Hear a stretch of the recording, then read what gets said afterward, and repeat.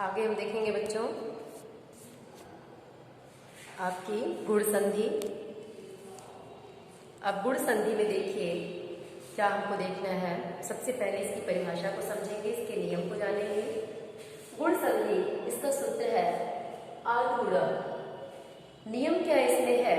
नियम देखिए, यदि अ अथवा आ, ध्यान से नियम देखिए क्या कह रहा है।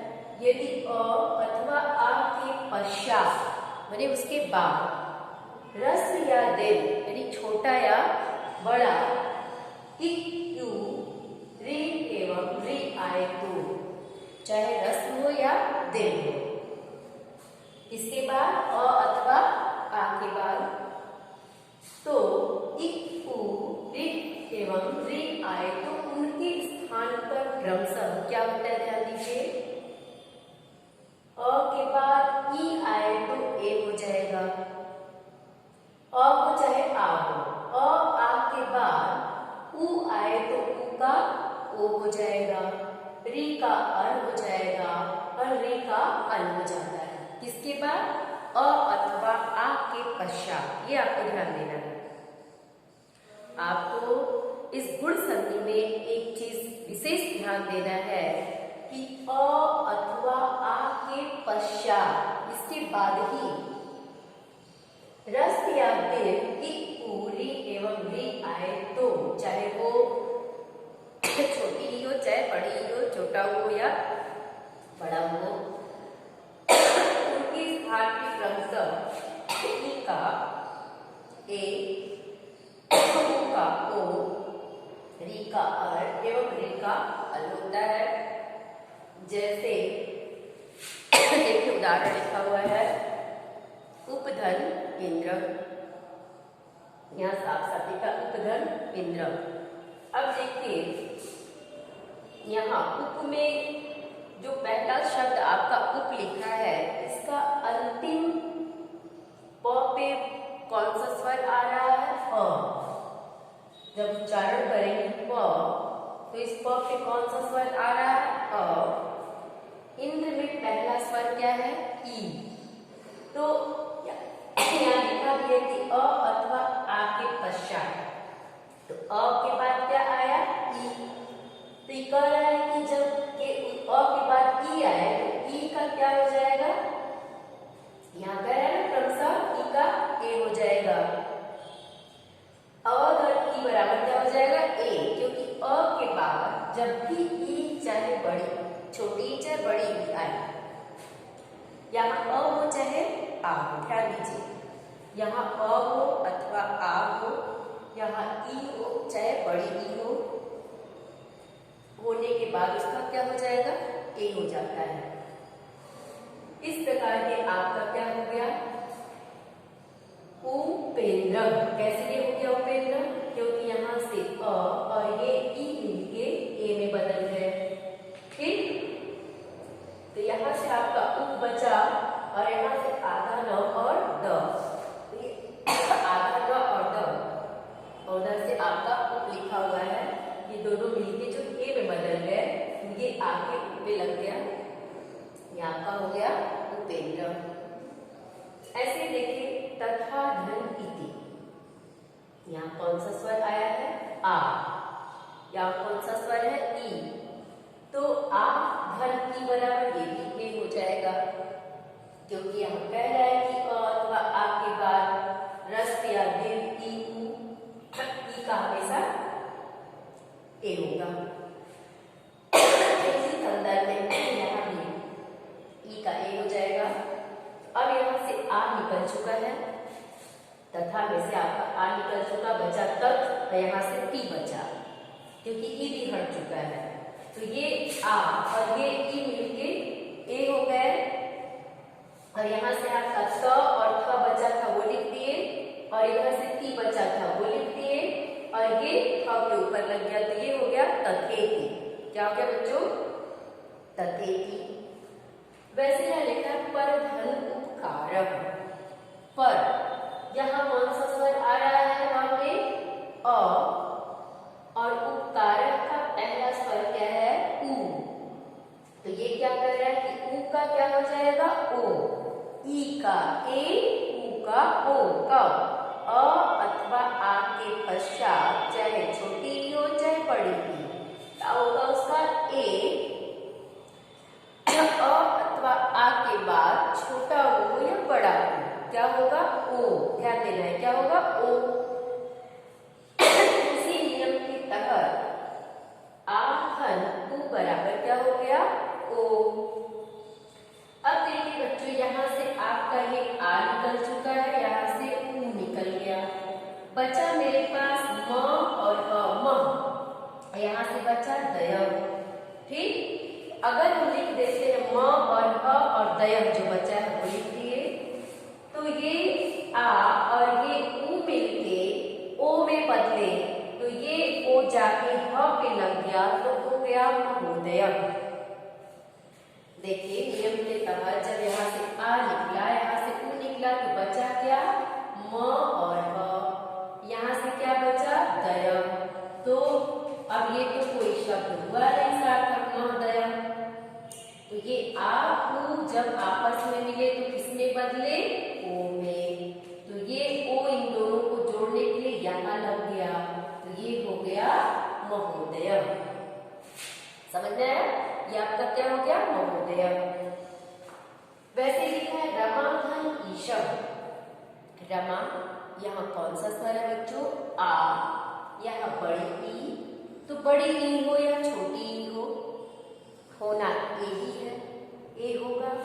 तो यहाँ भी आ के बाद ई होने के चलते ए हो गया।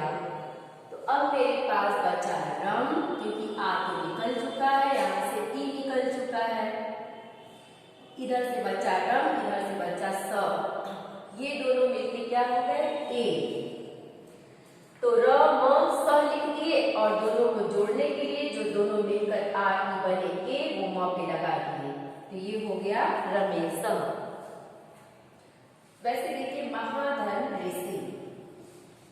अब यहाँ आ धन री बराबर अ, ऋकार होता है, तो महाधन ऋषि यहाँ से आ निकल गया, यहाँ से री निकल के अल हो गया, तो म ह लिख दिए, सी लिख दिए। अब अल जो हुआ वो इन दोनों को जोड़ने के लिए इस पे लगा दिए, तो हो गया महर्षि।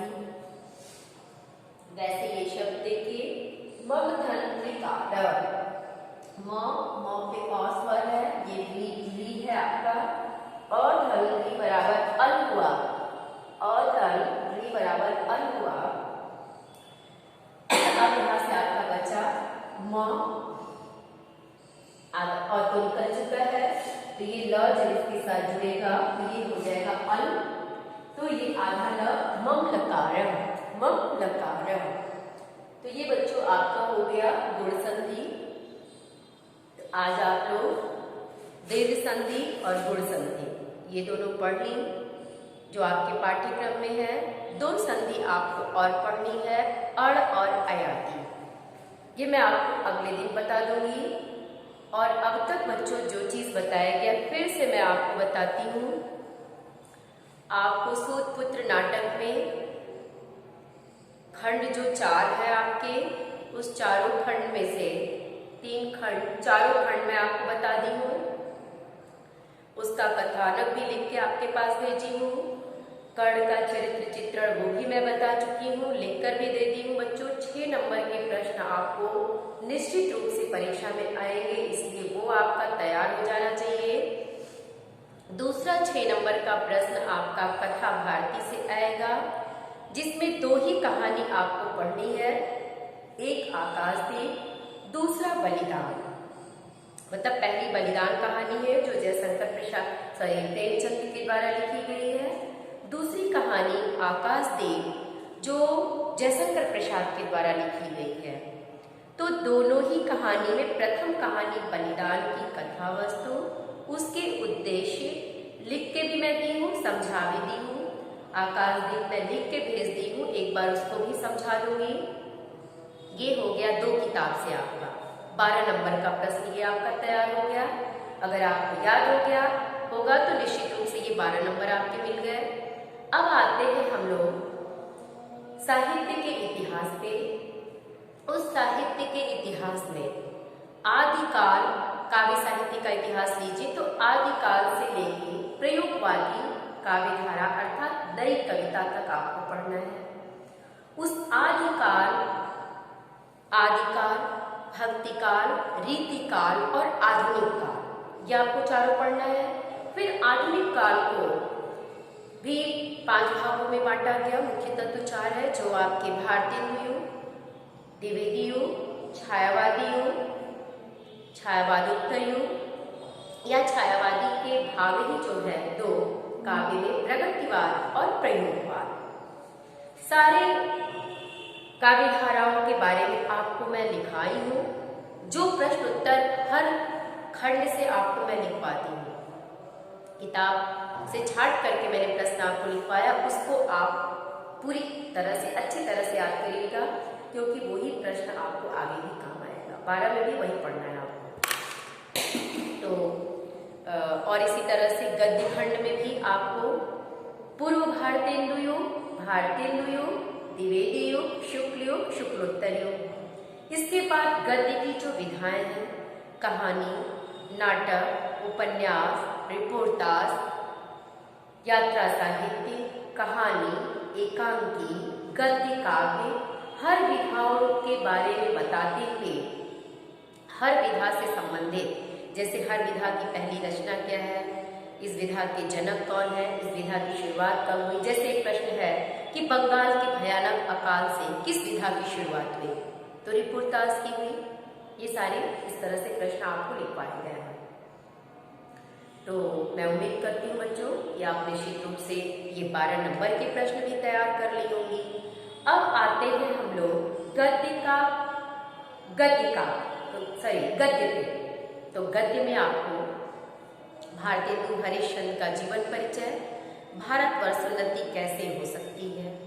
तो जीवन परिचय के बारे में आपको बताया गया भारतेंदु जी के बारे में कि किस युग के लेखक थे, उनके जीवन के महत्वपूर्ण घटनाएं क्या थी, उन्होंने किस विधा पे लेखनी चलाई, कैसे उन्हें ख्याति मिली, किस पत्रिका का संपादन किया, क्यों उनके नाम पे ही भारतेंदु नाम पड़ा। ये आपको बताया गया है कि जो गद्य साहित्य का जनक कहा जाता है भारतेंदु जी को, हिंदी गद्य साहित्य का जनक भारतेंदु जी को कहा जाता है। क्यों कहा जाता है ये भी मैंने आपको बताया था, क्योंकि गद्य की शुरुआत यानी जो गद्य में तमाम तरह की विधाएं जो शुरू हुई वो इन्हीं की देन है, और इन्हीं के द्वारा हिंदी साहित्य में यात्रा वृत्तांत और बहुत सारी विधाओं पे लेखनी भी चलाई गई थी। तो ये हमारे भारतेंदु युग के गद्य के जनक भी कहे जाते हैं, और इन्हीं का पाठ है भारतवर्ष उन्नति कैसे हो सकती है। इस पाठ को भी पढ़ाया गया है। इससे संबंधित गद्यांश से प्रश्न उत्तर 10 नंबर के पूछे जाएंगे और जीवनी 5 नंबर की।